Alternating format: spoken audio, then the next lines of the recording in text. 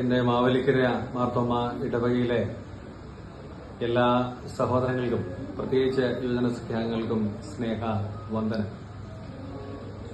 2024 ക്രിസ്മസിനോടനുബന്ധിച്ചുള്ള സന്ദേശം എല്ലാവരിലും എത്തിക്കുവാൻ യുവജന സഖ്യം ചെയ്യുന്ന സേവനങ്ങൾ ഏറ്റവും അനുഗ്രഹീതമാകട്ടെ എന്ന് പ്രാർത്ഥിക്കുന്നു, ആശംസിക്കുന്നു.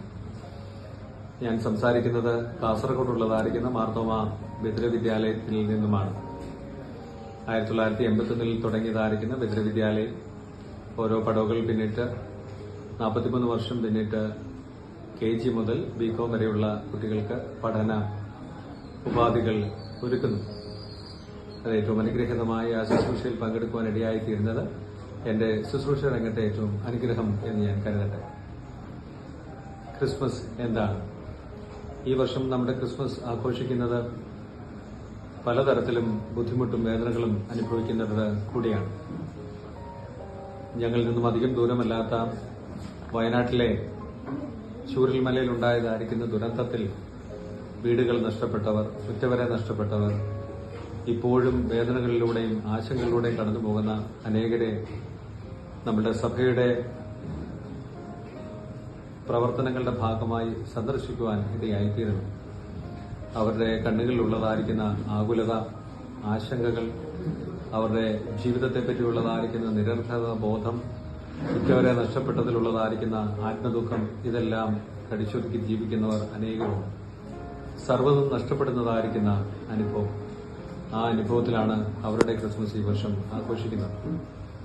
ഞങ്ങളുടെ ക്രിസ്മസ് ബദിര വിദ്യാലയത്തിൽ ബദിരരോടൊപ്പം ആഘോഷിക്കുന്നു. വ്യത്യസ്തമായിരിക്കുന്ന ഇടങ്ങളിലുള്ളവർക്ക് ക്രിസ്മസ് എങ്ങനെ അനുഗ്രഹമാകും എന്നുള്ളതാണ് നമ്മൾ ചിന്തിക്കേണ്ടതായിരിക്കുന്ന കാര്യം. ലൂക്കോസിന്റെ സുവിശേഷം 1-ാം അധ്യായത്തിൽ പറഞ്ഞിരിക്കുന്ന സുന്ദരമായിരിക്കുന്ന ഒരു വാക്യമുണ്ട്.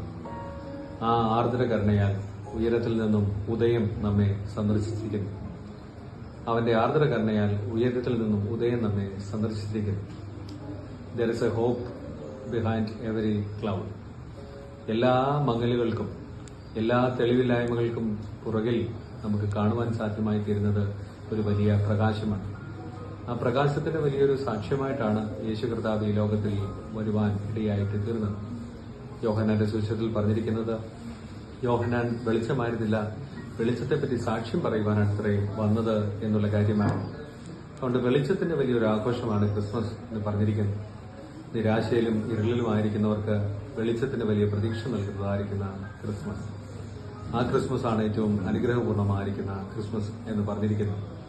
ഇടയന്മാർ ദൈവത്തിന്റെ മുഖത്ത് കണ്ടതായിരിക്കുന്ന തേജസ് ഈ ഇരുളിനെ അതിജീവിക്കാനുള്ള ധൈര്യം അവർക്ക് നൽകുന്നതിന് ഇടയായിട്ട് തീർന്നു. മറിയയും യോസഫും അവരുടെ പ്രതീക്ഷകൾ പലപ്പോഴും ലോകപ്രകാരം നഷ്ടപ്പെട്ടുവെങ്കിലും ഏറ്റവും അനുഗ്രഹകരമായിട്ട് ഈ കുഞ്ഞിനെ വഹിച്ചുകൊണ്ട് ഈ രക്ഷാകരമായിരിക്കുന്ന പദ്ധതിയിൽ ഈ പ്രകാശത്തിന് പുറകെ യാത്ര ചെയ്തത് അവരുടെ ജീവിതത്തിലും അനുഗ്രഹമായി മാറുന്നതിനിടയായിട്ട് തീർന്നു. യേശു കൊണ്ടുവന്നതായിരിക്കുന്ന ഈ പ്രകാശവും യേശു നമ്മൾക്ക് പ്രദാനം ചെയ്തിരിക്കുന്ന സന്തോഷവും സമാധാനവുമാണ് ഇന്നും ക്രിസ്മസിനെ ഏറ്റവും അനുഗ്രഹപൂർണ്ണം ആക്കുന്നത്. ആ ഒരു അനുഭവത്തിലാണ് നമ്മുടെ ക്രിസ്മസ് ഏറ്റവും സന്തോഷകരമായി തീരേണ്ടത്. വേദന അനുഭവിക്കുന്നവർക്ക്, ദുഃഖം അനുഭവിക്കുന്നവർക്ക്, നിരാശയിലായിരിക്കുന്നവർക്ക്, പ്രതീക്ഷ നഷ്ടപ്പെട്ടവർക്ക്, ആർക്കെങ്കിലും ഒരാൾക്കെങ്കിലും പ്രതീക്ഷ നൽകുവാനായിട്ടും ആശ്വാസം നൽകുവാനും ഇടയായിത്തീരുന്നുവെങ്കിൽ അതായിരുന്നു ഈ ക്രിസ്മസിന്റെ ഏറ്റവും വലിയ സന്തോഷം. അതിനായിട്ട് ദൈവം മാവേലിക്കര ഇടവകയിലുള്ള എല്ലാവരെയും, പ്രത്യേകിച്ച് യുവജന സഖ്യാംഗങ്ങളെയും അനുഗ്രഹിക്കട്ടെ എന്ന് പ്രാർത്ഥിക്കുന്നു, ആശംസിക്കുന്നു. ദൈവം നമ്മോട് കൂടെ ഇരിക്കട്ടെ. When there is despair, God gives us the hope. ആ ഒരു വലിയ പ്രതീക്ഷയെ കൈമുതലാക്കിക്കൊണ്ട് നമ്മുടെ ക്രിസ്മസിന്റെ കാലയളവിൽ നമുക്ക് മുമ്പോട്ട് പോകാം. അതിനായിട്ട് ദൈവം നമ്മെ സഹായിക്കുകയും ശക്തിയിരിക്കുകയും ചെയ്യട്ടെ. Thank you so much.